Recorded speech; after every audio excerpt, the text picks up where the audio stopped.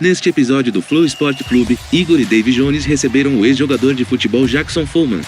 No vídeo a seguir, Jackson Follman conta detalhes do acidente da Chapecoense. Não esqueça de deixar o like e se inscrever no canal. Me acidentei com 24 anos, né? Tava novão pra caramba. Caralho, eu lembro do dia desse acidente aí, como foi extremamente chocante pra todo mundo, cara. Porque assim, tipo, basicamente perdeu um time inteiro. Todo? Praticamente Inteiro. todos. Tipo, agora a gente tem um time a menos que ele. Exatamente, Foi cara. todo mundo. Eu te falo assim, os que sobraram, os que não foram, melhor dizendo assim, pra aquela viagem, na época, foi o Rafael Lima, que foi o capitão de todas as divisões da Chape, que era o Nenê, que também era antigo, e o Nivaldo, que eu citei pra vocês. E esses não foram pro jogo. E o Johan, que tava machucado, tinha... se eu não me engano, acho que ele já tava até vendido. Exato. E aí... e o Marcelo Boeck, os outros goleiros, mas o curioso também disso tudo é que os mais antigos ficaram, sabe? E aí perdeu praticamente todo mundo, porque ali foi... O nosso voo tinha jogadores, tinha os funcionários do clube, tinha empresários grandes de Chapecó e até o prefeito acabou indo com um voo comercial, sabe? Então todo mundo tava... Porque era uma coisa totalmente nova, né? Era uma situação assim que a Chape nunca tinha vivido, a cidade não tinha vivido isso, né? Então todo mundo tava com aquela vontade de ir, né, pra ver como é... Um clima legal, clima, a festa e tal. clima né? totalmente positivo. E aí muitos ficaram por causa do jogo em Curitiba. Que o nosso jogo ia ser lá no Couto Pereira. Aham. Porque Chapecó, a arena tem capacidade para 22, se eu não me engano. E o mínimo seria 30, né? Por isso que ia ser no Couto Pereira. Entendi. Cara, mas a cidade tava toda... A região toda. Todo mundo ia para lá, sabe? No segundo jogo, no caso, né? Então muitos ficaram ali para focar no segundo jogo também, né? Poxa, não vou nesse, mas eu vou ali porque é no Brasil.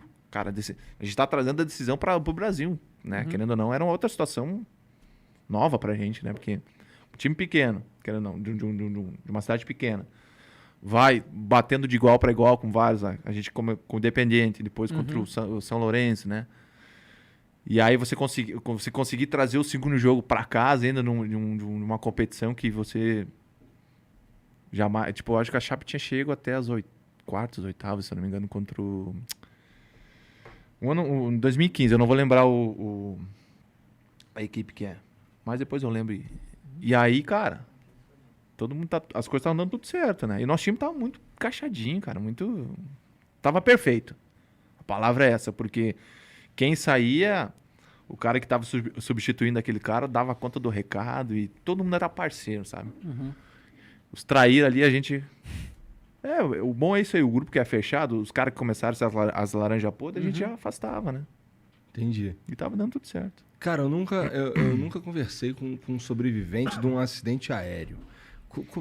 Como é que é? Tem um momento que o cara fala, vamos cair, mané. Como é que é essa parada, cara? Cara, a gente voa, o atleta voa ali 2 vezes na semana no mínimo, né? Aham.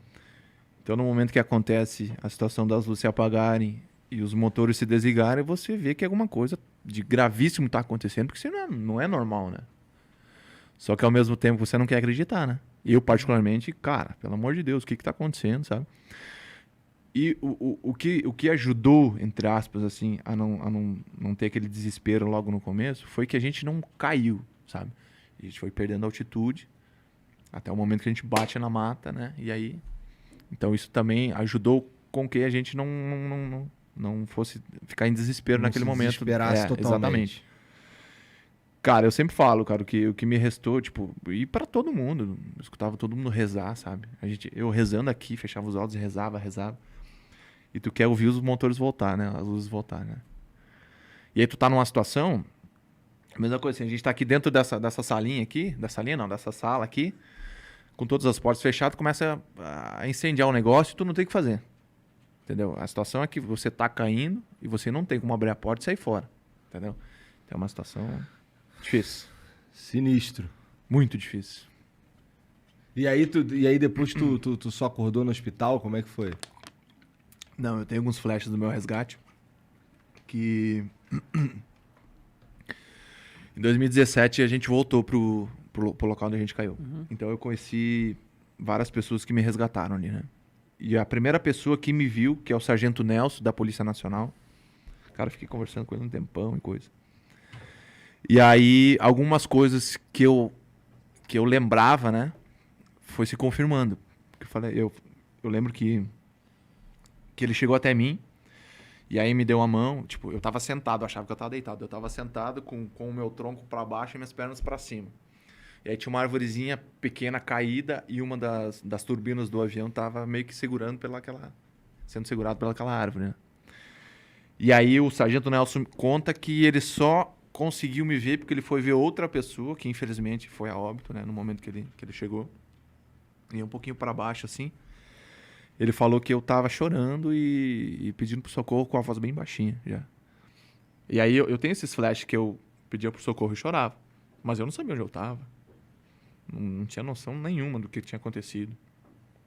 E aí ele chega até mim e me dá a mão, tipo, me pega na mão, fala pra mim ficar tranquilo que ia me tirar dali. Aí demorou bastante, foi 12 pessoas pra me tirar dali, né? Voluntários, enfim, os outros. Pessoal da polícia. E aí ele pergunta meu nome, ele fala que eu falo meu nome, que eu falo minha idade. Dizia que eu era o arqueiro, eu dizia arqueiro. E que eu tinha muita sede, eu falei assim, tu pedia muita água. Daí ele fala que foi uma das imagens, tipo, que com as lanternas eles conseguiram me ver o meu estado ali, né? Ele falou que foi uma das imagens mais tristes que ele viu, porque um cara novo, um menino novo, praticamente sem a perna, né? Tava, como a gente diz lá no sul, só o fiapo. E o meu tornozelo esquerdo tava com uma fratura exposta, tinha um buraco assim no meu tornozelo esquerdo, que era pra ter sido amputado na época também, né? Então hoje eu tenho 20% dos movimentos do meu tornozelo esquerdo. Então hoje minha perna boa é a prótese. Ajuda muito o meu tornozelo esquerdo. Então naquele momento ele fala, cara, foi um choque pra mim porque tu tava vivo, né? E com todas aquelas fraturas gigantescas, né? E perdendo muito sangue também, né? Eu assim, da cintura pra baixo eu tinha muita dor e ao mesmo tempo tava tudo amortecido, sabe? E era uma situação assim que... E aí quando eles me colocam na maca e me levam num local um pouco mais aberto, ali eu já não lembro de mais nada, assim, sabe? Aí eu tenho alguns flashes, assim, mas é muito confuso na minha cabeça ainda. De eu deitado em um carro, uma caminhonete, chacoalhando, e um cara com um fardamento meio laranja, sabe? Porque onde a gente caiu, não subia ambulância. Subia só a caminhonete 4x4. Como a gente caiu lá em cima, no meio do morro. E o primeiro vilarejo se chama La União. E esse vilarejo é 1h30 de onde a gente caiu. Então, como tava chovendo também, e a estrada era estrada de terra, não subia ambulância, não tinha. Aí subia as 4x4, aí nos colocavam lá e desciam. E aí esses meus flashes que eu tenho, meio bagunçado, é disso. Que eles me colocaram na caminhonete e foram descendo. E aí o acesso para subir era numa estradinha onde tinha um posto de combustível. E naquele posto começou a se concentrar, né, as barracas, enfim, de primeiros socorros, né, da polícia. Mas como eu já tinha praticamente perdido a perna e o tornozelo estava com um buraco, eu passo reto. Né? Eu não acabo parando lá no posto, né? Eu acabo passando reto. E aí tinha tinha imprensa e coisa ali. E aí o que me falam é que quando eu passo ali, o que me falaram, na verdade, quando eu passo ali, a galera perguntou quem é que tinha passado. Aí a galera falou o goleiro. E na época o goleiro, um dos caras mais conhecidos do nosso time era o Danilo. E o Danilo, o Kleber Santana, o Kempis e o Bruno Rangel.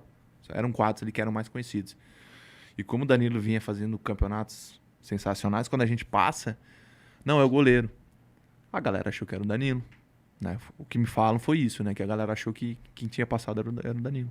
E eu já vou direto pro hospital onde eu fico os 15 dias e onde o resto da galera vem depois, né? O Alan e o Rafael e o Neto e os outros tripulantes, sobreviventes, eles acabaram indo para hospitais, postos assim mais pertinhos assim para fazer os primeiros socorros deles, né?